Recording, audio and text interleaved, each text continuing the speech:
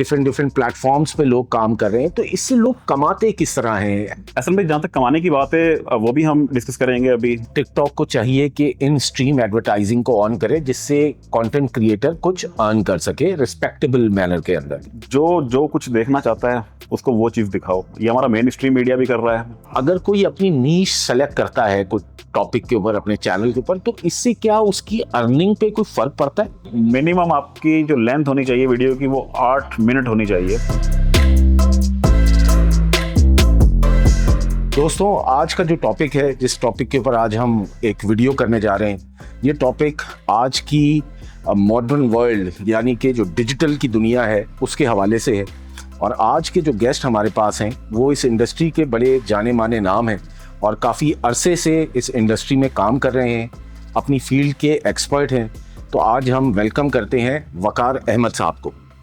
तो वकार साहब, कुछ थोड़ा सा अपना इंट्रोडक्शन दें कि आपने 2010 से जो डिजिटल मार्केटिंग या डिजिटल की दुनिया के अंदर जो अपना वर्किंग कैरियर स्टार्ट किया, वो 2010 से लेके आज तक की जो मॉडर्न वर्ल्ड है उसमें क्या क्या आपने सीखा जो हमारे व्यूअर्स उससे लर्न कर सकें, और जो आगे आने वाली डिजिटल की दुनिया इवॉल्व हो रही है, थोड़ा उसके बारे में हमें एक सरसरी सा अपना इंट्रोडक्शन दें, फिर हम आगे आपसे सवाल करेंगे।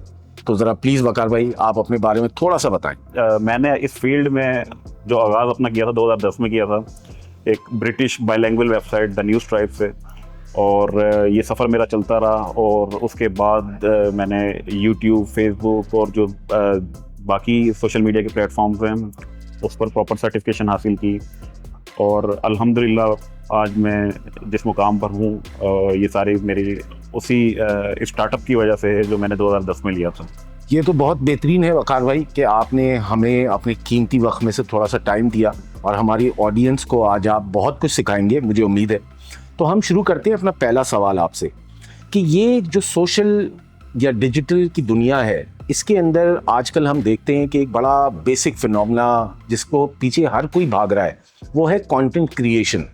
डिफरेंट वीलॉगर्स हमें नज़र आते हैं, डिफरेंट प्लेटफॉर्म्स पे लोग काम कर रहे हैं, तो इससे लोग कमाते किस तरह हैं एक्चुअल में? थोड़ा सा ज़रा इसके ऊपर आप रोशनी डालें। असल में जहाँ तक कमाने की बात है वो भी हम डिस्कस करेंगे अभी, लेकिन सबसे पहले जो चीज़ डिस्कस करने की है वो हम करते हैं कि पाकिस्तान में पोटेंशियल बहुत ज़्यादा है। अगर पाकिस्तान में सिर्फ इंटरनेट सार्फिन की बात की जाए तो लगभग कोई 11 करोड़ से ज़्यादा इंटरनेट सार्फिन है जो सेलुलर नेटवर्क से एक दूसरे से जुड़े हुए हैं। और जहाँ तक सोशल मीडिया की बात है तो मुख्तलिफ प्लेटफॉर्म्स हैं जिसमें यूट्यूब है, फेसबुक है, इंस्टाग्राम है और बाकी टिकटॉक वगैरह। लेकिन सिर्फ यूट्यूब ही पाकिस्तान में मोनेटाइज है। इवन ये कि फेसबुक ने भी अपने जो मोनेटाइजेशन के मुकम्मल प्रोग्राम है वो पाकिस्तान में ऑन नहीं किए, सिर्फ स्टार की हद तक पाकिस्तान को ये फैसिलिटी दी हुई है। मैं कहता हूँ कि वो भीख मांगने के मुतरादिफ है कि आप अपना कंटेंट पोस्ट करें, उसके बाद किसी से कहें कि आप मुझे स्टार दें। तो एक कंटेंट क्रिएटर के लिए मेरे ख्याल में ये शर्म का मुकाम होता है कि वो किसी से ये चीज़ जब तकाजा कर रहा होता है कि मुझे आप स्टार दें। अच्छा, चलें, ये तो वकार आपने बताया कि फेसबुक पाकिस्तान में किस हद तक मोनेटाइज है और यूट्यूब किस हद तक मोनेटाइज है। इसके अलावा भी तो प्लेटफॉर्म्स हैं, जैसे हम बात करते हैं, बड़ा हमने देखा है आजकल टिकटॉक है, फिर सऊदी अरब से कुछ प्लेटफॉर्म ऐसे आ गए हैं जो पाकिस्तान में अवेलेबल हैं। मेट के नाम से एक प्लेटफॉर्म लोकल है जो कि बड़ा लॉन्च हो गया है अभी और उस पर काम चल रहा है। तो ये टिकटॉक है या ये वाले जो प्लेटफॉर्म्स हैं, इनसे क्या लोग अर्न कर रहे हैं? क्योंकि हम देखते हैं बहुत सी जगहों पे कि अर्निंग भी हो रही है, शेयर मारे जा रहे हैं, फूल मारे जा रहे हैं। इस पे आपका क्या अंडरस्टैंडिंग है कि इधर से किस तरह लोग अर्न करते हैं? अच्छा ऐसा भाई, मैं एक चीज़ क्लियर कर दूं कि टिकटॉक की मोनेटाइजेशन, यूट्यूब और फेसबुक की मोनेटाइजेशन, ये दोनों में ज़मीन आसमान का फ़र्क है। फेसबुक पे अगेन मुख्तलिफ मॉडल्स इन्होंने मोनेटाइजेशन के बनाए हैं जिसमें इन स्ट्रीम एड्स हैं, और इसके अलावा स्टार वाला एक फीचर इन्होंने दिया हुआ है। इसके अलावा यूट्यूब पे इन स्ट्रीम के थ्रू आप अर्न कर सकते हैं। बट टिकटॉक पर अगर आप एलिजिबल हैं मोनेटाइजेशन के लिए तो वहाँ पर कॉम्पिटिशन्स होते हैं मेरे ख्याल में, जो एक क्रिएटर के लिए अगेन काबिल कबूल नहीं होते, जहाँ पनिशमेंट्स दी जाती हैं, पनिशमेंट्स पूरी करने पर वो आपको गिफ्ट दिए जाते हैं। तो कोई भी ज़ी शऊर और इज़्ज़तदार क्रिएटर हम जिसको कह रहे हैं, या कोई शख्स ये काम नहीं करेगा, क्योंकि वहाँ पे जिस तरह का गंद हो रहा है, टिकटॉक को चाहिए कि वो भी इन स्ट्रीम्स मोनेटाइजेशन की तरफ के कुछ प्रोग्राम लॉन्च करे, ताकि ये जो एक गंद फैल रहा है टिकटॉक पर वो बंद हो, ताकि क्रिएटर कुछ इज्जत के साथ वहाँ पे भी कमा सकें। अच्छा, जैसे भी आपने कहा कि टिकटॉक को चाहिए कि इन स्ट्रीम एडवर्टाइजिंग को ऑन करे, जिससे कंटेंट क्रिएटर कुछ अर्न कर सके रिस्पेक्टेबल मैनर के अंदर, तो क्या पूरी दुनिया में टिकटॉक इसी मॉडल पे फॉलो हो रहा है कि वो इन स्ट्रीम एडवर्टाइजिंग को पुश नहीं करता? ऐसा ही है, वो इन स्ट्रीम के थ्रू नहीं अर्न कर रहे। जो भी क्रिएटर हैं वो सिर्फ चैलेंजेस के थ्रू एक दूसरे को पनिशमेंट्स दी जाती हैं, चैलेंज दिए जाते हैं, जो पूरा करता है उसको वो गिफ्ट्स दे दिए जाते हैं। लेकिन वकार भाई, क्या ये सिर्फ पाकिस्तानी मार्केट में है या यूएस की मार्केट या चाइना की मार्केट इटसेल्फ, या हम सऊदी मार्केट में भी जाएं तो क्या टिकटॉक कहीं पे भी मोनेटाइज नहीं कर रहा अपने यूजर को या कंटेंट क्रिएटर को? मोनेटाइजेशन की बात कर रहे हैं तो ये टाइप है इसकी मोनेटाइजेशन की। इसी तरीके से वो अपने क्रिएटर्स को फैसिलिटेट कर रहा है, इन स्ट्रीम्स के थ्रू नहीं कर रहा अभी कहीं भी किसी भी रीजन में। हाँ, लेकिन लोकल तरीके से आप अपने आप को बेहतर तरीके से मोनेटाइज कर सकते हैं अपनी लोकल सेल्स के थ्रू। आप फॉर एग्जांपल अगर कोई प्रोडक्ट आपको अप्रोच करती है कि आप उनकी प्रोडक्ट को एडवर्टाइज करें अपने फॉलोवर के बीच में, तो इस तरीके से भी आप कमा सकते हैं। लेकिन जो टिकटॉक की जानिब से आपको प्रोग्राम दिया जा रहा है वो यही प्रोग्राम है सिर्फ अभी। तो इसका मतलब है कि जितना भी ये सोशल मीडिया की दुनिया है, इसके अंदर यूट्यूब हो, फेसबुक हो, इंस्टाग्राम हो, यानी कि मेटा प्लस टिकटॉक, तो इन सब में जो पाकिस्तानी मार्केट है या इवन ग्लोबल इंडस्ट्री है, उसके अंदर सिर्फ दो ही प्लेटफॉर्म है, मेटा का फेसबुक और यूट्यूब यानी कि गूगल का यूट्यूब, जो आपको मोनेटाइजेशन के ऊपर पैसे अपने कंटेंट क्रिएटर को देता है। क्या ऐसे ही? नहीं, बहुत सारे प्लेटफॉर्म्स हैं। इसके अलावा अब डेली मोशन पाकिस्तान में चलता है और अभी भी चल रहा है। यूट्यूब बैन था तो उस वक्त डेली मोशन के बारे में आ रहे थे, लेकिन जब से यूट्यूब पर पाबंदियां हटी उसके बाद डेली मोशन लोगों ने देखना छोड़ दिया। वो और बात है कि कुछ बफरिंग के इशू होते थे, प्रॉपर वीडियो सही तरह प्ले नहीं हो पाती थी उसके प्लेयर पर।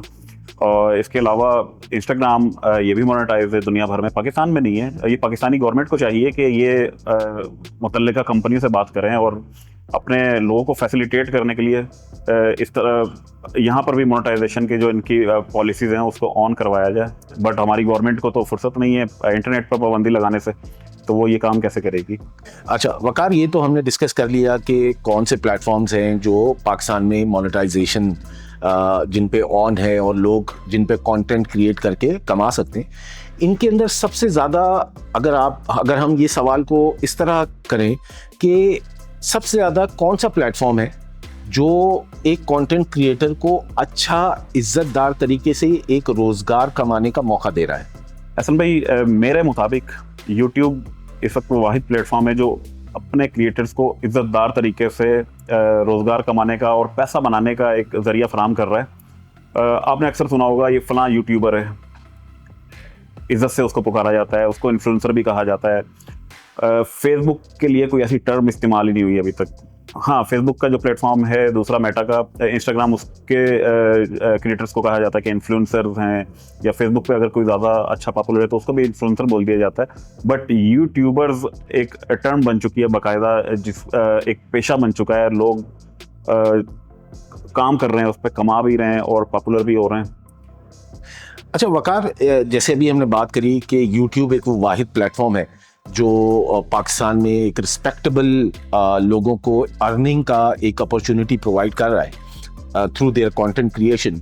लेकिन दूसरी साइड पे अगर हम इसी कंटेंट को देखें जो यूट्यूब पे मिल रहा है और पाकिस्तानी मार्केट में ही है, उसको अगर कंपेयर करते हैं हम अपने पड़ोसी मुल्क से, तो भी अगर हम देखें तो हमारे पास डेली वीलॉगिंग का कॉन्सेप्ट ज़्यादा है रादर देन अगर हम इंडिया की साइड पे देखें तो हमें ध्रुव राठी और इस जैसे पता नहीं कितने नाम मिलते हैं जो कि सोसाइटी को कुछ लर्निंग भी दे रहे।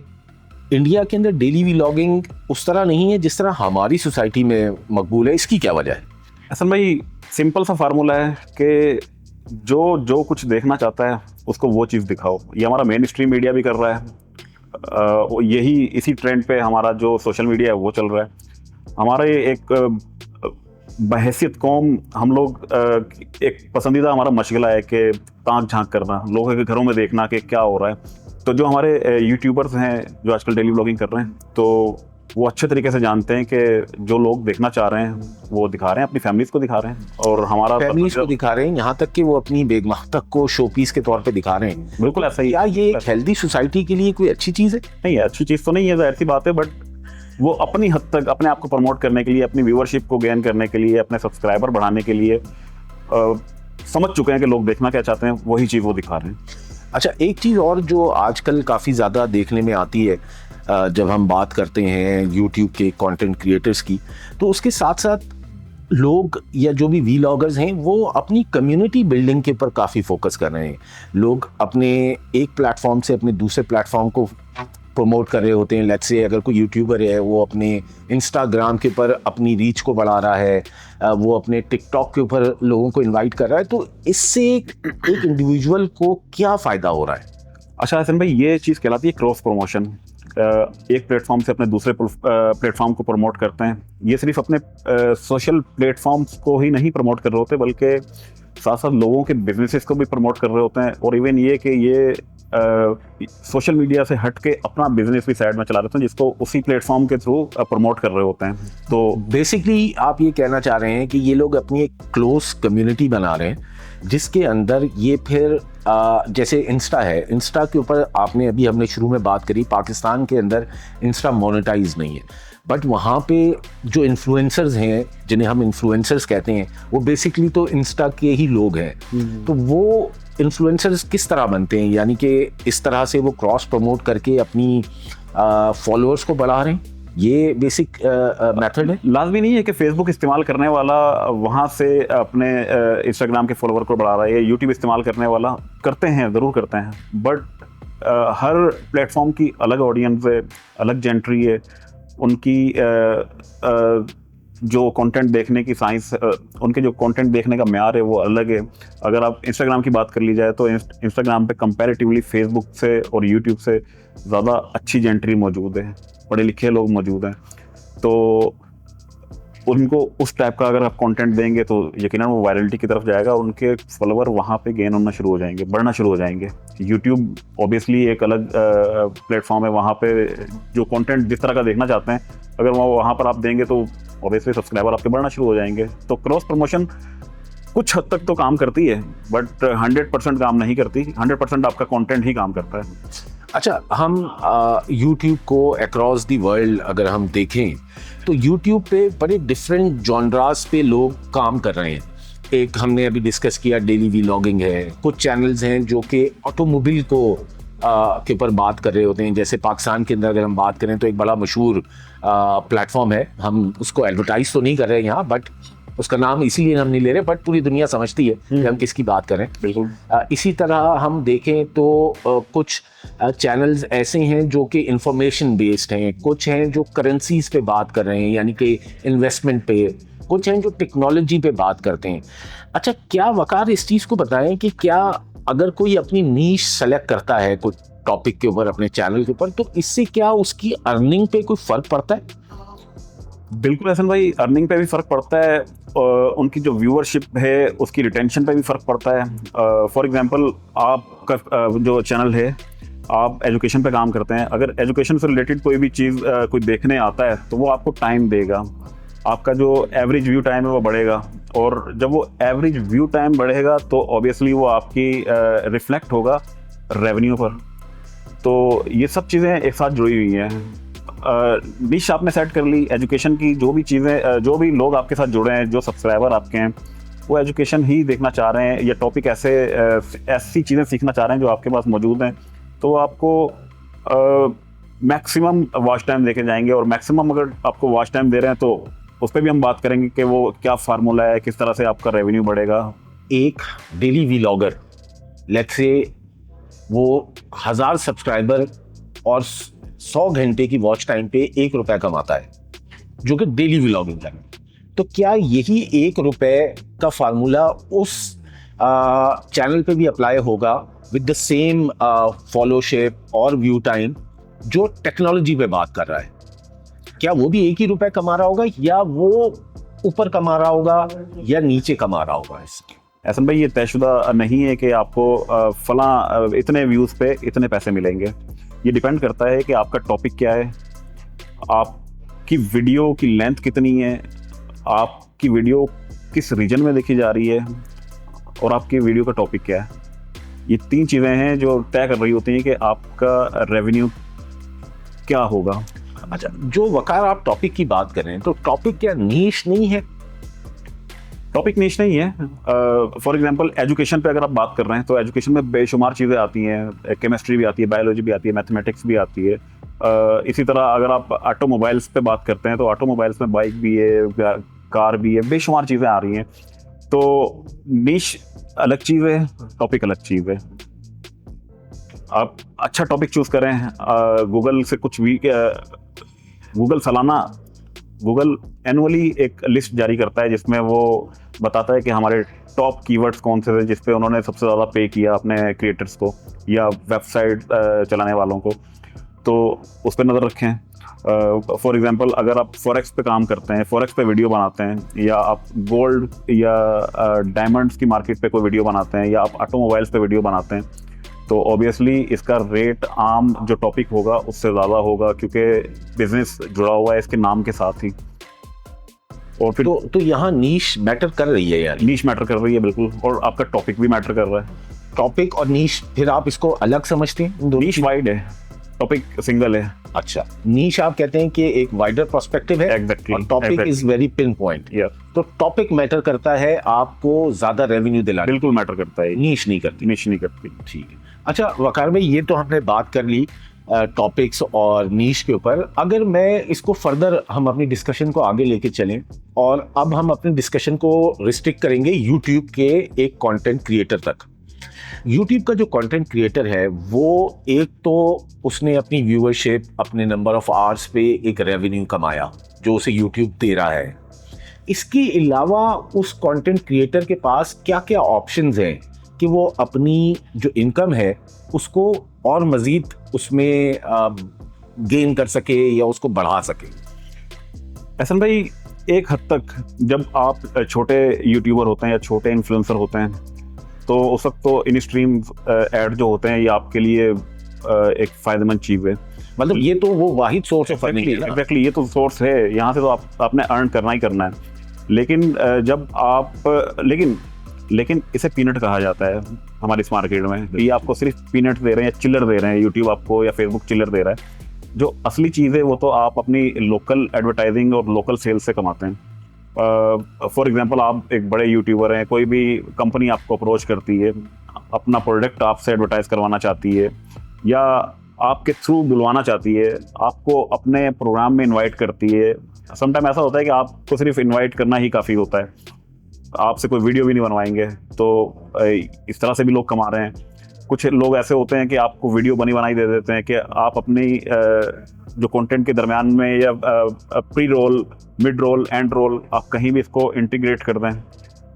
इस तरह भी लोग कमा रहे हैं। और कुछ लोग ऐसे हैं जिन्होंने अपने क्लोथिंग ब्रांड या अपने जो भी वो जिसमें वो तो चले वो तो इससे हट कर हुआ ना कि मतलब वो एक एस्टैब्लिश हो गए एंड देन उन्होंने अपनी कोई प्रोडक्ट लाइन लॉन्च कर दी। बिल्कुल, एक हद के बाद आपको यूट्यूब भी एक ऑप्शन देता है कि आप अपना एक स्टोर बना सकते हैं यूट्यूब चैनल पर, जहां आप अपनी चीज़ों को डिस्प्ले कर सकते हैं अपनी वीडियो के दरमियान में और लोग आपसे खरीद सकते हैं। अच्छा, जिस तरह आजकल एक बड़े मशहूर हमारे डेली व्लॉगर हैं, उन्होंने एक परफ्यूम ब्रांड अपना लॉन्च किया है, तो शायद ये उसी बिल्कुल उसी चीज के ऊपर बिल्कुल आप अपना स्टोर वहाँ डिस्प्ले कर सकते हैं, खोल सकते हैं। यूट्यूब आपको फैसिलिटेट करता है। अगर आप खुद नहीं कर सकते तो बहुत सारे मर्चेंडाइजर ऐसे हैं जो आपको अप्रोच करते हैं, आपके नाम पर वो कारोबार आपका शुरू करते हैं, जिसमें से आपको कोई रॉयल्टी आपको मिल रही है। बिल्कुल, आपको प्रॉफिट देंगे उसमें से। अच्छा, हम अक्सर देखते हैं वकार, जितने भी हमारे टॉप डेली व्लॉगर्स हैं, अब चाहे आप उनका नाम भी ले लें तो कोई मसला नहीं, रजब भट्ट हैं या डकी हैं या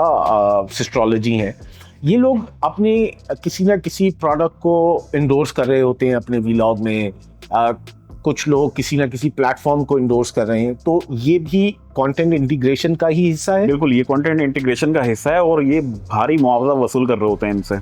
ये लोग तो कुछ ऐसी भी चीज़ें प्रमोट कर रहे होते हैं, खासतौर पे बैटिंग की जो कुछ ऐप्स हैं उनको प्रमोट कर रहे हैं, जो हमारे कानून भी मना करता है, हमारा मजहब भी इससे मना करता है, तो भारी मुआवजा मिलता है, कर रहे हैं ये लोग। अच्छा, इसमें YouTube की क्या पॉलिसी है? YouTube किस हद तक एक कंटेंट क्रिएटर को अलाउ करता है कि वो और मीन्स से भी अपनी रेवेन्यू को जनरेट कर सके? इस पे YouTube की क्या पॉलिसी है? अच्छा, YouTube की इस पे बड़ी क्लियर एक पेड पॉलिसी है। आप कोई भी पेड कंटेंट अगर बना रहे हैं किसी भी प्रोडक्ट के लिए, किसी भी ब्रांड के लिए, तो सिर्फ आपने एक लेबल लगाना है। इससे ज़्यादा बढ़ के वो आपसे कोई ना तो मुआवजा वसूल कर रहा है, ना वो आपसे एक प्रॉफिट वसूल कर रहा है उसमें से, बल्कि वो उस वीडियो पे आपको इन स्ट्रीम की मद में पैसे दे भी रहा है। अच्छा, बिल्कुल। मतलब अच्छा, मेरे तो जहन में ये था कि लेट्स से अगर आपने अपनी वीडियो में कोई इंटीग्रेशन करी है तो YouTube जो मोनेटाइजेशन का अमाउंट है वो कम कर देता है। नहीं नहीं, ऐसा कुछ भी नहीं है। अच्छा, ऐसा नहीं है? ऐसा कुछ भी नहीं है। जबरदस्त। वो तो तयशुदा है ही नहीं ना कि वो आपको क्या दे रहा है। वो किसी टॉपिक पे आपको ज़्यादा दे रहा है, किसी पे कम दे रहा है। ये टोटल RPM और CPM का गेम है। अगर जो लोग जानते हैं वो बेहतर आपको गाइड कर सकते हैं इस पे कि RPM और CPM का गेम है। ये कंटेंट टॉपिक वाइज वो डिसाइड होता है कि वो कितना दिया जाता है, किसको कितना। अच्छा, खैर RPM और CPM तो बड़ा टेक्निकल हो जाएगा और वो इस वक्त हमारा टॉपिक भी नहीं है। चलिए, अब हम एक और चीज़ के ऊपर देखते हैं। आजकल जब मैंने अपना YouTube चैनल शुरू करा आज से कुछ अर्सा पहले, तो मैंने बड़ी एक चीज़ ऑब्जर्व करी कि सब्सक्राइबर खरीद लो, वॉच टाइम खरीद लो। तो ये जो प्रैक्टिस है, क्या ये, वैसे तो ये ऑब्वियस है कि ये कोई गलत प्रैक्टिस है, ये सही प्रैक्टिस नहीं है, बट इसको YouTube किस तरह देख रहा है, उसको किस तरह पकड़ता है? ये ज़रा सवाल इस तरह है कि जो हमारे नए यूट्यूबर्स हैं जो इंस्पायर हो रहे हैं और जो कंटेंट क्रिएटर बनना चाह रहे हैं, उनके लिए ये बड़ी एक लर्निंग होगी। अगर इस पे आप थोड़ा सा ज़रा डिटेल कुछ बता दें। इंसानी दिमाग बड़ा तेज़ है, कुछ ना कुछ जुगाड़ निकालने की कोशिश करता है, बट YouTube के जो एल्गोरिथम है वो हमारे दिमाग से ज़्यादा मौसर तरीके से काम कर रहे हैं और वो फ़ौरन पकड़ लेते हैं ऐसी चीज़ों को। अगर आप फेक जो मालवेयर किस्म के सॉफ्टवेयर होते हैं या बोट्स के थ्रू अपने सब्सक्राइबर बढ़ाते हैं, तो हर कुछ अरसे बाद वो एक क्रैकडाउन करता है जिसमें इस तरह के जितने भी सस्पिशियस अकाउंट होते हैं, फेसबुक भी, यूट्यूब भी, वो डिलीट कर दिए जाते हैं। और रही बात शाउट आउट लेने की या सब्सक्राइबर ख़रीदने की, बहुत सारी कंपनियां कर रही हैं ये काम कि आपको 1000 सब्सक्राइबर करके दे देंगे। तो बेवकूफ़ी करते हैं वो लोग जो ये काम करते हैं। ज़ाहिर सी बात है कि जो शख्स आपका कंटेंट देखने के बाद आपको सब्सक्राइब करता है वो बड़ा लॉयल सब्सक्राइबर होगा आपका। तो आपका कंटेंट पसंद आया, अगर 1000 लोग आपको देखते हैं तो मेरे ख्याल में उसमें से 50 लोग आपको सब्सक्राइब करते हैं, और वो 50 लोग वो होते हैं जो ट्रस्ट करते हैं कि यार ये हमें आने वाले दिनों में इसी तरह का अच्छा कंटेंट देगा। तो जो कंपनी आपको ऑलरेडी बने बनाए अकाउंट्स से सब्सक्राइब करके दे रही है, वो तो स्लीप अकाउंट हैं, वो सोए हुए हैं बिल्कुल, ना एक्टिव है ना कुछ। तो वो जब आपको देखेंगे नहीं तो आपका जो वॉच टाइम खुद ही गिरना शुरू हो जाएगा। तो या जहर है आपके। ये बात आपने बड़ी अच्छी करी वकार, कि जो लोग आपको पहले दिन से आपके साथ आपके सफर में जुड़ेंगे वो आखिरी वक्त तक आपके साथ। सही है, बिल्कुल ऐसा। तो बेसिकली हमारे जितने भी नए यूट्यूबर्स हैं उनके लिए बड़ा या जो बनना चाह रहे हैं, जो इसके ऊपर काम करना चाह रहे हैं, उनके लिए बड़ा इंपॉर्टेंट मैसेज है वकार। वॉच टाइम भी पूरा करके दे देते हैं वो आपको। ज़ाहिर सी बात है, 50 कंप्यूटर अगर उनके पास रखे हुए हैं वो प्ले करके छोड़ देंगे, कुछ टाइम में ही आपको आपका वॉच टाइम पूरा करके दे देंगे। ठीक है, इसी तरह अगर 1000 सब्सक्राइबर उनके पास 1000 अकाउंट बना के रखे हुए हैं लेकिन इनएक्टिव है, वो किसी काम के नहीं है, आप वो फ्यूचर में फिर आपको मसला पैदा करेंगे वो अकाउंट। वंस आपका चैनल मोनेटाइज तो हो जाएगा, बट फ्यूचर ग्रोथ उसमें 1000 सब्सक्राइबर वाला चैनल, उस पे व्यूज अगर सिर्फ 10 आ रहे हैं तो यूट्यूब भी उसकी वीडियोस को रिकमेंड नहीं करेगा कि भाई हम ऐसे चैनल को या ऐसी वीडियोस को क्यों रिकमेंडेशन में डालें जिनको लोग देख ही नहीं रहे। अच्छा वकार, यहाँ पे अब देखें, बात से बात निकली, तो ये जो यूट्यूब आपकी वीडियो को रिकमेंड करता है, इसके पीछे क्या साइंस है, ये क्या तरीका है बेसिकली? असल भाई, कंटेंट इज द किंग। अगर आप कंटेंट अच्छा बना रहे हैं और रिटेंशन टाइम बहुत ज़्यादा दे रहा है अगर, तो जो यूट्यूब के एल्गोरिथम्स हैं या फेसबुक के एल्गोरिथम्स हैं वो देखते हैं कि इस पर वॉच टाइम अच्छा आ रहा है, तो वो ऑटोमेटिकली ही रिकमेंडेशंस में आना शुरू हो जाएंगी। और जब जैसे ही रिकमेंडेशन में आना शुरू होगी, लोगों के कंप्यूटर स्क्रीन पे नज़र आना शुरू होगी, मोबाइल स्क्रीन पे नज़र आना शुरू होगी। जैसे फॉर एग्जांपल, जब आप अपना कंप्यूटर ऑन करते हैं या यूट्यूब को लॉगिन करते हैं या यूट्यूब की वेबसाइट जैसे ही लॉगिन करते हैं, तो सामने जो वीडियोस आपको नज़र आ रही होती हैं वो बेसिकली वो वीडियो हैं जो यूट्यूब की तरफ से आपको रिकमेंड की गई होती हैं। उनमें से बहुत कम वीडियोस ऐसी होती हैं जो शायद आप जिसका चैनल देखते हैं वो उसकी वीडियो दिखा रहा हूँ, लेकिन ज़्यादातर वीडियो वो होती हैं जो रिकमेंड की जाती हैं। और रिकमेंड करने के पीछे सिर्फ रीज़न यही होता है कि वो कंटेंट अच्छा होता है, उस कंटेंट पे वॉच टाइम अच्छा आ रहा है, लोग उस पर डिस्कस कर रहे हैं, उसको लाइक कर रहे हैं, उस पर कमेंट कर रहे हैं। अच्छा, तो जो वीडियोस YouTube आपको या मुझको अपना पेज खोलने पे दिखाता है, वो ज़रूरी नहीं है कि वो वीडियोस हों उन व्लॉगर्स के जिनको मैंने या आपने सब्सक्राइब किया हुआ है? बिल्कुल ऐसा है, लाजमी नहीं है कि आप उनके सब्सक्राइबर हो तो ही वो वीडियोस आपके सामने आ रही हैं। वो यूट्यूब आपको रिकमेंड भी करता है आपके सामने। वो किसी भी क्रिएटर की हो सकती है। बिल्कुल ऐसा ही है। अब जब आप लॉग इन करते हैं यूट्यूब की वेबसाइट, तो एक मॉनिटर पे जो आपके वीडियो नजर आ रही है वो लगभग 20 के करीब वीडियोस नजर आ रही होती हैं। शुरू की जो 2-4 लाइन। हाँ बिल्कुल ऐसा ही है। वो सारे आप सब्सक्राइबर नहीं होते सबके, लेकिन वो वीडियो शो हो रही होती हैं। अच्छा, तो इसमें क्या मतलब, लेट्स से मैं एक जनरल व्यूअर हूँ यूट्यूब पे, मैं कोई क्रिएटर नहीं हूँ, बट क्या वो, मैंने जितना ऑब्जर्व किया है कि वो जो शुरू की 4-5-6 वीडियोस होती हैं वो वीडियोस होती हैं जो मैं जिस तरह की वीडियोस देख रहा होता हूँ, तो क्या ऐसा ही है? जब आप देखना शुरू करते हैं, फॉर एग्जांपल आप गाने सुनना शुरू करते हैं, तो आपकी जो स्क्रीन पे गाने ही नजर आ रहे होंगे। अगर आप व्लॉग्स देखते हैं तो आपको व्लॉग्स में भी फिर अलग कैटेगरीज हैं। अगर आप ट्रैवल लोग देखते हैं तो आपको ट्रैवलिंग के हवाले से ही चीज़ें नजर आ रही होंगी। तो इस तरह वो चीज़ें आपके इंटरेस्ट के मुताबिक आपकी स्क्रीन पे डिस्प्ले कर दी जाती हैं। अच्छा वकार, एक चीज़ तो हमने ये डिस्कस कर लिया कि YouTube का एल्गोरिथम क्या है और YouTube किस तरह काम कर रहा है। एक और चीज़ बड़ी सुनने में आती है कि यार मेरी वीडियो पे स्ट्राइक आ गई। ये क्या साइंस है, ये क्यों होता है? असल में ये टेक्निकल सवाल अब आपने पूछा है। नॉर्मली होता ये है कि हर बंदे की ख्वाहिश होती है कि मैं यूट्यूबर बन जाऊँ, मैं कंटेंट क्रिएटर बन जाऊं, लेकिन सेंस ना होने की वजह से होता क्या है कि आपको फेसबुक पे एक वीडियो अच्छी लगी, आपने डाउनलोड की, यूट्यूब चैनल पे डाल दी, या आपको यूट्यूब पे ही एक वीडियो अच्छी लगी, आपने डाउनलोड की और अपने चैनल पे डाल दी। अब यहाँ पर सिलसिला शुरू होता है कॉपीराइट का। हमारे लोगों में अवेयरनेस ही नहीं है कॉपीराइट की। जो बेसिक काम करते हैं, जो क्रिएटर नहीं है, हाँ जो अच्छे स्टडी करने के बाद क्रिएटर बनते हैं उनको पता है। हाँ अगर सर्टिफिकेशन ले रहे हैं आप, यूट्यूब का बाकायदा कोर्स कर रहे हैं, तो फिर तो बहुत अच्छा है। लेकिन आपको किन किन चीज़ों का ख्याल रखना है? एक तो वीडियो आपकी अपनी होनी चाहिए जब आप पोस्ट कर रहे हैं। उस वीडियो को एडिटिंग करने के दौरान जो म्यूज़िक लगाया है वो म्यूज़िक आपका अपना हो या लाइसेंस्ड हो या कॉपीराइट फ्री हो। अदरवाइज आप किसी और का अगर म्यूज़िक उठा के लगा देंगे जिसकी आपको इजाज़त नहीं है, तो ऑब्वियसली आपको स्ट्राइक आएगी। इसके अलावा कॉन्सेप्ट तक अगर आपका अपना नहीं है, कॉन्सेप्ट भी अगर आपने किसी और से लेके किसी और की कोई वीडियो सुनी, उसको एज इट इज़ अपने अल्फाज में बता दिया, अपने ज़ुबान से वो अल्फाज आपने दोहरा दिए, तो ये भी एक्सेप्टेबल नहीं, इस पर भी आपको स्ट्राइक आएगी। लेकिन वकार, आप मुझे ये बात बताए ना, अभी जैसे हम बात कर रहे हैं कि डिजिटल मीडिया, तो डिजिटल मीडिया पे तो मेरे और आपके अलावा भी लोग यही बात करेंगे, कोई अलग बात तो नहीं करेंगे। बिल्कुल, एक तो होता है टॉपिक। बिल्कुल असल भाई, एक टॉपिक होता है। फॉर एग्जांपल आपने 2 के पहाड़े पे डिस्कशन करनी है, वो एक टॉपिक है, लेकिन आपके करने का अंदाज अलग है, आपके अल्फाज अलग हैं। लेकिन अगर आपने सेम वही अल्फाज मेरे दोहरा दिए तो उस पर तो आपको मसला होगा ना। अच्छा चले, हमने यहाँ बात करी कि 2 चीज़ों का ख्याल रखना है ताकि किसी भी कंटेंट क्रिएटर को स्ट्राइक ना आए। एक हो गया म्यूजिक, एक हो गया कॉन्सेप्ट, स्क्रिप्ट। तीसरी क्या चीज़ है या चौथी क्या चीज़ है, या बस यही 2 मेन चीज़ें हैं? बहुत सारी चीज़ें हैं। आपने कम्युनिटी स्टैंडर्ड का भी ख्याल रखना है। आपने कुछ ऐसा मवाद अपनी वीडियो में नहीं दिखाना जो कम्युनिटी स्टैंडर्ड को फॉलो नहीं कर रहा। बच्चों की शक्लें नहीं दिखानी आपने बिला वजह। आपने ऐसा मटेरियल नहीं दिखाना, असला या बारूदी मवाद नहीं दिखाना। अगर आप दिखा रहे हैं तो उसके पीछे एक प्रॉपर आपके पास रीज़न होना चाहिए जो आप जस्टिफाई करेंगे।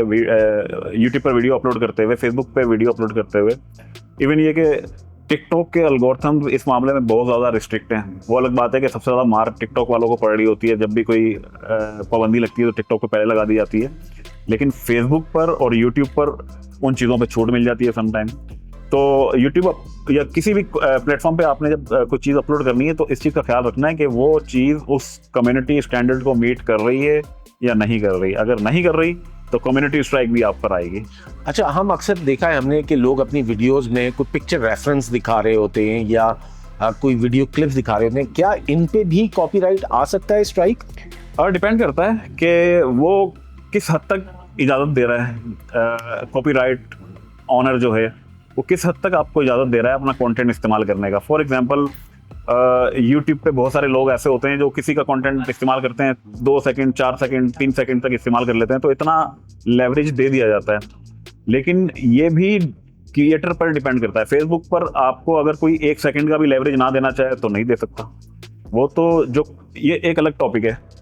कंटेंट कॉपीराइट के जो टूल बनाए जाते हैं, कॉपीराइट के जो रूल्स तय किए जाते हैं, अगर आपके पास फेसबुक का कॉपीराइट का टूल मौजूद है तो जब उसमें आप रोलिंग तय कर रहे होते हैं तो आप डिसाइड कर रहे होते हैं कि आपने अपनी ऑडियो किसको कितनी % देनी है, 1 सेकंड देनी है, या आपने आपका जो विजुअल कंटेंट है वो कितने % देना है। सही कहा वकार, ये तो पूरी एक अलग डायमेंशन है। अगर हमने इसके ऊपर ही खाली फोकस किया तो हमारी बाकी चीजें बिल्कुल रह जाएंगी। बिकॉज हम तो आज जरा एक जो बिल्कुल इनिशियल बिगनर्स हैं, हम उनके लिए बात कर रहे हैं। अच्छा वकार, अब ये बताइए कि एक आइडियल कंटेंट क्रिएटर जिसने अभी कंटेंट क्रिएट करना शुरू किया है, उसको अपनी वीडियो की ड्यूरेशन कितनी रखनी चाहिए? इसके भी कोई स्टैंडर्ड्स हैं या बस? ऐसा भाई, हर प्लेटफॉर्म का अलग स्टैंडर्ड है। अगर आप YouTube पे काम कर रहे हैं तो YouTube पे जो मिनिमम आपकी जो लेंथ होनी चाहिए वीडियो की वो 8 मिनट होनी चाहिए, ताकि आप अच्छा अर्न कर सकें वहाँ से। अच्छा, इसका रीज़न ये है कि अगर 8 मिनट की वीडियो होगी तो कम से कम 4 ऐड आपकी वीडियो पर प्ले होंगे। अगर कोई 8 मिनट की वीडियो देख रहा है तो ऑब्वियसली जो इम्प्रेशन है, ऐड इम्प्रेशन, वो बढ़ेंगे और आपकी जो रेवेन्यू है उसमें इजाफा होगा। मेरा अगला सवाल है कि जो YouTube वीडियोस हैं उस पे एक बड़ा हमने सुनने में आता है, बड़े लेक्चर्स हम देखते हैं YouTube के ऊपर कि लोग कहते हैं कि आपने अपने टाइटल के ऊपर या अपनी जो पिक्चर है उसके ऊपर बड़ा फोकस करना है, जो आपका थंबनेल है उस पर बड़ा फोकस करना है। तो ये कितना इम्पोर्टेंट रोल प्ले करता है किसी भी वीडियो को वायरल करने में? बहुत बड़ा रोल अदा करता है सन भाई। ये अगर आपकी वीडियो 1 लाख इम्प्रेशन ले रही है, 1 लाख लोग आपकी वीडियो को नहीं, सिर्फ आपकी जो स्क्रीन पे वीडियो का थंबनेल नज़र आ रहा है उसको अगर 1 लाख लोग देख रहे हैं, लाजमी नहीं कि वो 1 लाख लोग उसको क्लिक करेंगे। कैसे क्लिक करेंगे? अगर वो अट्रैक्टिव हुआ, कुछ उनको ऐसी चीज़ नज़र आई कि मुझे ये वीडियो देखनी चाहिए। अगेन वही कि 15 से 20 वीडियो आपको स्क्रीन पर नज़र आ रही हैं, आप उस वीडियो में से किसी एक वीडियो को चूज़ करते हैं कि मैं इसको देखता हूँ। और उसका चूज़ करने का मकसद क्या होता है, आप बताएं मुझे। इसका सवाल, इस सवाल का जवाब आप दें मुझे। मेरा जहाँ तक अपना ज़ाती ख्याल है, क्योंकि मैं खुद भी एक छोटा मोटा सा कंटेंट क्रिएटर भी हूँ और YouTube देखता भी हूँ, तो मेरा एंगल किसी भी वीडियो को क्लिक करने का एक डिफरेंट होता है शायद एक कॉमन आदमी से, क्योंकि मैं कोशिश करता हूँ कि मैं उन टॉपिक्स को देखूँ जो या तो मुझे YouTube के हवाले से कुछ लर्निंग दे रहे हो ताकि मेरा चैनल ग्रो करे, या वो टॉपिक्स जिन पे मैं a part of this videos करता रहा हूँ। क्योंकि मेरा अगर आपने मेरी पिछली वीडियोस देखी हो तो मेरा एक टॉपिक होता है, जर्नल टॉपिक्स होते हैं जिन पे मैं बात कर रहा हूँ। ये तो आप देखें, आपने इंटरेस्ट की बात कर रहे हैं ना। फॉर एग्जांपल मैं आपसे एक और सवाल पूछता हूँ कि आपकी स्क्रीन पे 2 वीडियोस आपको नज़र आ रही हैं। एक वीडियो पे नज़र आ रहा है कि भाई 1 लाख रुपए की दाल चावल की प्लेट 1 लाख रुपए में, और दूसरी पे लिखा हुआ है कराची की मज़ेदार दाल चावल। आप किस पे क्लिक करेंगे? डेफिनेटली वो 1 लाख वाले 1 लाख पे क्लिक करेंगे ना। आपको अट्रैक्ट कर रहा है कि भाई ऐसी क्या चीज़ है इसमें कि वो 1 लाख रुपए चार्ज कर रहे हैं। तो इसका मतलब ये कैप्शन भी बड़ा अट्रैक्टिव होना चाहिए। बहुत इंपॉर्टेंट है। आपकी पिक्चर बड़ी इंपॉर्टेंट है, आपका जो उसके ऊपर राइट कैप्शन लिखा होगा वो बड़ा इंपॉर्टेंट है। और इसके अलावा दूसरी चीज़ें, जो यूट्यूब के टाइटल होते हैं वो बड़े इंपॉर्टेंट हैं और उसकी डिस्क्रिप्शन बड़ी इंपॉर्टेंट है। फिर उसके अलावा एक इनसाइड टेक्स्ट डाले जाते हैं, वो बड़े इंपॉर्टेंट हैं। अगर ये रेलिवेंट होंगे, लोगों के इंटरेस्ट को मद्देनज़र रखते हुए आप उसको बनाएंगे और लिखेंगे, तो ये आपकी वीडियो 100% वायरलिटी की तरफ जाएगी। अदरवाइज किसी काम की नहीं होगी वो वीडियो।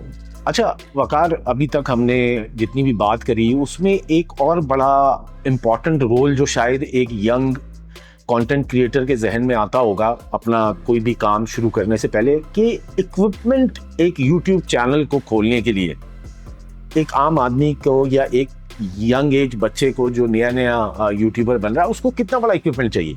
ऐसा में बहुत सारे लोग सिर्फ इस वजह से क्रिएटर नहीं बन सके आज तक कि वो समझते हैं कि हमें बहुत हैवी कैमरास की ज़रूरत है, लाइटिंग की ज़रूरत है, ऐसा इक्विपमेंट चाहिए।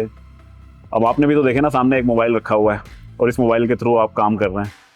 सिर्फ एक मोबाइल की ज़रूरत है और एक अच्छा सा माइक ले लें, मतलब माइक भी अच्छा आपको मिल जाएगा, 2,000-2,500 रुपये में मिल जाएगा। वायर वाले अगर माइक लेंगे तो और सस्ते मिल जाएंगे, लेकिन जो माइक आपने लगाया हुआ है 2,500 रुपये का माइक अगर ये आप लेके लगा लें तो इससे ये होगा कि शोर वाली जगह पे आवाज़ आपकी अच्छी आ जाएगी। मोबाइल से ये होगा कि आप उसी मोबाइल में रिकॉर्ड करेंगे, उसी मोबाइल में एडिट करेंगे और उसी मोबाइल से अपलोड कर देंगे। सस्ता काम हो गया। तो अगर आप कैमरा लेते हैं, कैमरे के ऊपर खर्च करेंगे आप, और कैमरों की कीमत आपको पता है कि कितनी है। फिर उसके बाद आपको एक अच्छा कंप्यूटर चाहिए होगा जो उस कैमरे की रिकॉर्डिंग को जिस पे आप एडिट करेंगे, तो खर्चे बढ़ते जाएंगे। मोबाइल सिर्फ एक हो, उसी मोबाइल से रिकॉर्ड करें, उसी मोबाइल से एडिट करें और उसी से अपलोड कर दें। तो बेसिकली एक बड़ा मिनिमल सेटअप के साथ बहुत सारे लोग हैं के साथ बहुत सारे लोग हैं जो ख्वाहिशात को सिर्फ दिल में इसीलिए दबा के बैठ गए कि इक्विपमेंट के पैसे नहीं है। भाई अगर इक्विपमेंट आपने ले भी लिया ना तो उसको हैंडल करने के लिए आपको 4 लोग भी चाहिए होंगे। एडिटिंग करोगे तो अच्छी एडिटिंग के लिए भी आपको एक एडिटर चाहिए होगा। तो ये जो ऑनलाइन एडिटिंग सॉफ्टवेयर्स हैं, इस पे एक अच्छी वीडियो एडिट हो जाती है? बिल्कुल। मोबाइल आप एप्लीकेशन हैं जिसमें कैपकट है, फिल्मोरा है, ये फ्री सॉफ्टवेयर है, आप डाउनलोड करें अपने मोबाइल से और एडिट करें। और मैंने तो सुना है कि ये प्रोफेशनल यूजर फ्रेंडली भी है। बिल्कुल ऐसा ही है। बिल्कुल इसके लिए जरूरी नहीं है कि आपको एक्सपर्ट एडिटर बनना है। आपको एक्सपर्ट एडिटर अगर बनना है तो यूट्यूब पे ही इसके ट्यूटोरियल आपको मिल जाएंगे, आप वहां देखें और सीख लें, उससे एडिट करें। तो दोस्तों, उम्मीद है कि आज की जो हमारी डिस्कशन रही वो डेफिनेटली जो अपकमिंग यंग यूट्यूबर्स हैं या कंटेंट क्रिएटर्स हैं उनके लिए काफ़ी बेनिफिशियल होगी। और मैं बहुत शुक्रिया अदा करूंगा वकार साहब का कि उन्होंने अपने बिजी स्केड्यूल में से हमारी ऑडियंस के लिए टाइम निकाला। और आपका शुक्रिया कि आपने हमें मौका दिया। वकार भाई, ये बात मैं इसलिए भी बोल रहा हूँ कि आपका शुक्रिया इसलिए भी अदा कर रहा हूँ कि आप एक बिजी आदमी हैं, एक बड़ी कंपनी के साथ आप एफिलिएटेड हैं, एक बड़े मीडिया हाउस के साथ, और आपका माशाल्लाह 15 साल से ज़्यादा एक्सपीरियंस है इस डिजिटल की फील्ड में। आपने टाइम निकाला और हमारी यंग ऑडियंस के लिए मैं समझता हूँ काफ़ी अच्छी टिप्स आपने दी हैं। तो इंशाल्लाह मैं भाई अगर आपकी वीडियो देख के कोई एक भी यूट्यूबर या कोई भी कंटेंट क्रिएटर बन जाएगा तो मेरे ख्याल में हमारा मकसद पूरा हो जाएगा। तो वकार भाई, आपका मैं तहे दिल से दोबारा शुक्रिया अदा करूंगा और आपसे मैं रिक्वेस्ट करूंगा कि आने वाले दिनों में हम कोई और इसी तरह के 1-2 टॉपिक्स निकालेंगे जिस पे मैं आपको फिर जहमत दूंगा, ताकि आप हमारी जो ऑडियंस है उसको अच्छी और बेहतरीन टिप्स दे सकें ताकि वो उससे सीख सकें। अच्छा वकार भाई, एक चीज़ और मैं अपनी ऑडियंस को भी बताऊं कि अभी वकार भाई जो हैं माशाल्लाह पिछले दिनों एक बड़ा लंबा यूरोप का टूर गुजार के आए हैं, घूम फिर के आए हैं। तो इनसे हम अगले जो हमारा इंशाल्लाह सेशन होगा उसके अंदर हम इनसे डिस्कस करेंगे कि इनका यूरोप की जर्नी किस तरह की रही और कैसी रही, क्योंकि अक्सर लोगों को काफ़ी चीज़ें फेस करनी पड़ती हैं, मुश्किलात होती हैं। तो उसके लिए हमारे लोग तो यूरोप जाने के लिए डंकियां लगा रहे हैं और डंकी लगाते हुए उनके साथ जो हादसा पेश आते हैं वो बयान नहीं किए जा सकते। और फिर उसके अलावा अगर वो डंकी नहीं लगा रहे तो हमारे यहाँ ट्रैवल एजेंट माशाल्लाह वो खाल उधेड़ देते हैं उनकी। तो बिल्कुल सिंपल से तरीके हैं, कुछ भी नहीं है, पैसा खर्च नहीं होगा ज़्यादा आपका। सब कुछ अभी नहीं रिवील, हाँ वो अगली वीडियो में हम बताएंगे। तो इधर मैं आप लोगों से इजाज़त चाहता हूँ। खुदा हाफिज़।